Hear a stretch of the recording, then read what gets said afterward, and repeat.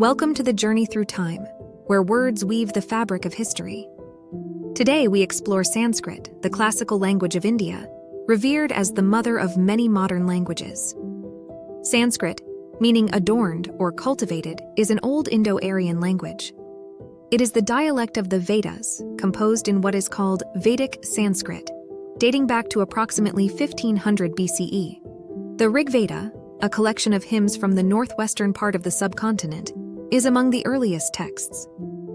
Sanskrit's beauty was further immortalized by Panini's Astadhyayi, a grammar that stands as one of the greatest linguistic works ever created.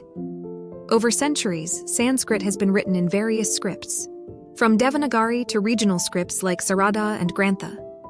Despite the passage of time, it remains one of India's 22 official languages and a liturgical language for Hinduism, Buddhism, and Jainism. Even today, Sanskrit continues to be a symbol of India's rich cultural heritage, taught in schools and spoken by scholars. It is not just a language, but a bridge to India's glorious past. Thank you for tuning in. If you enjoyed this voyage into the past, please like, share, and subscribe for more enlightening content.